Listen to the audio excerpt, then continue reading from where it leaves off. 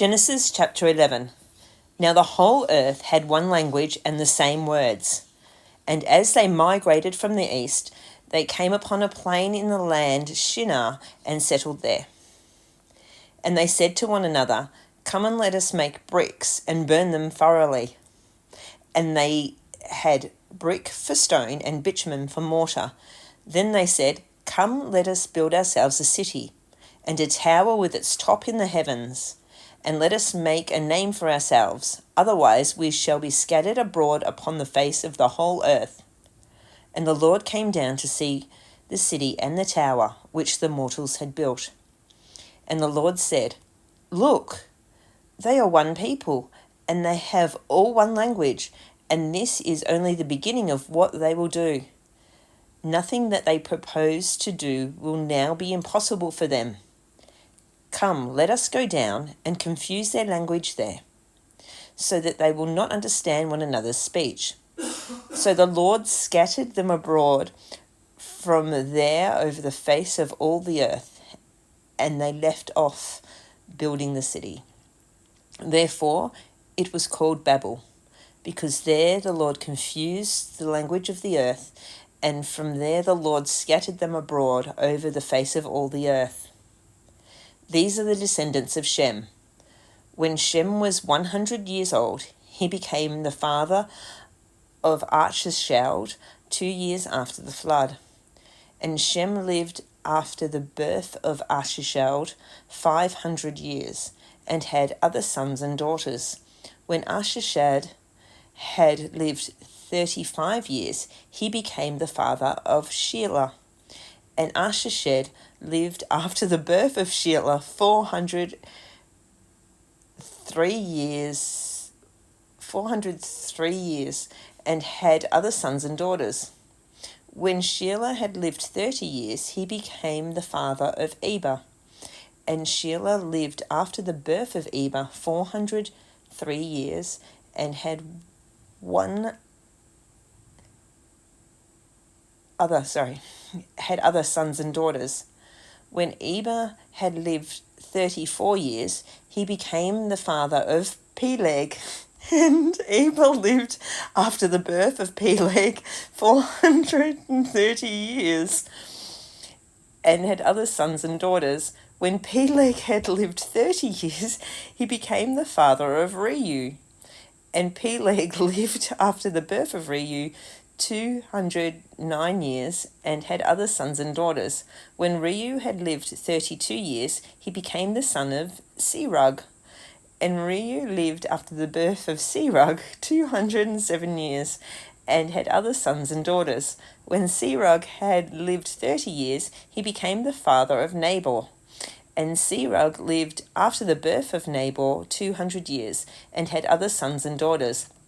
When Nabal had lived 29 years, he became the father of Terah.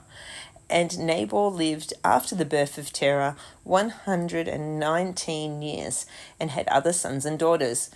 When Terah had lived 70 years, he became the father of Abram, Nahor, and Haran. Now these are the descendants of Terah.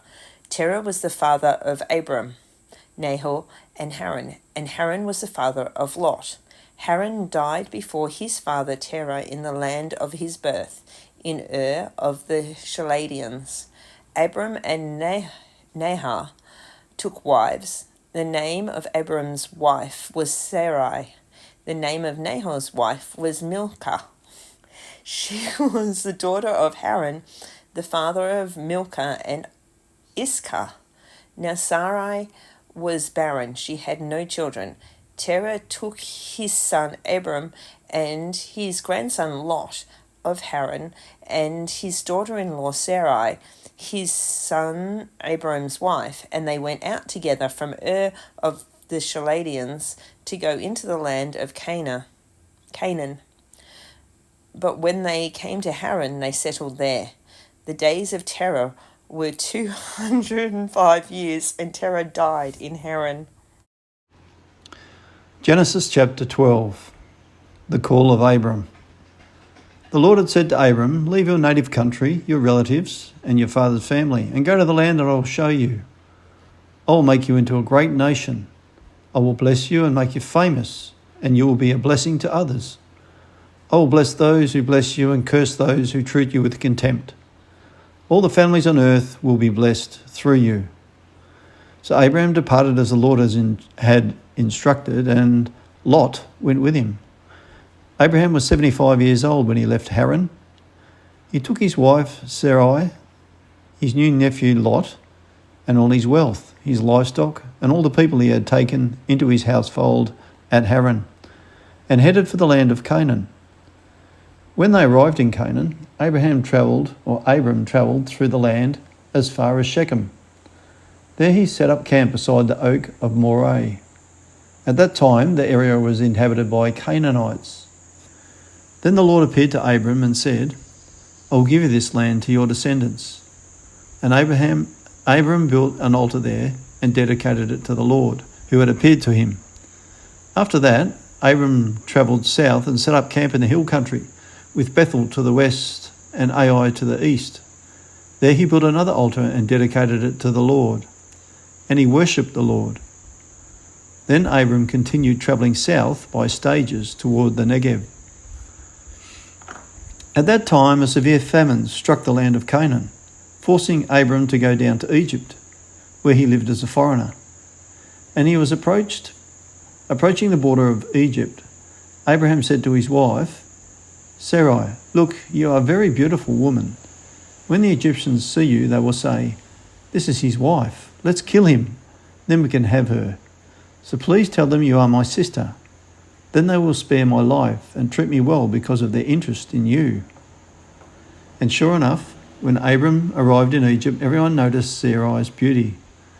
When the palace officials saw her, they sang her praises to Pharaoh, their king, and Sarai was taken into his palace. Then Pharaoh gave Abram many gifts because of her: sheep, goats, cattle, male and female donkeys, male and female servants, and camels. But the Lord sent terrible plagues upon Pharaoh and his household because of Sarai, Abraham's wife. So Pharaoh summoned Abram and accused him sharply. "What have you done to me?" he demanded. "Why didn't you tell me she was your wife? Why did you say she is my sister and allow me to take her as my wife? Now then, here is your wife. Take her and get out of here." Pharaoh ordered some of his men to escort them, and he sent Abram out of the country, along with his wife and all his possessions. Well, it's goodbye from me. And goodbye from me.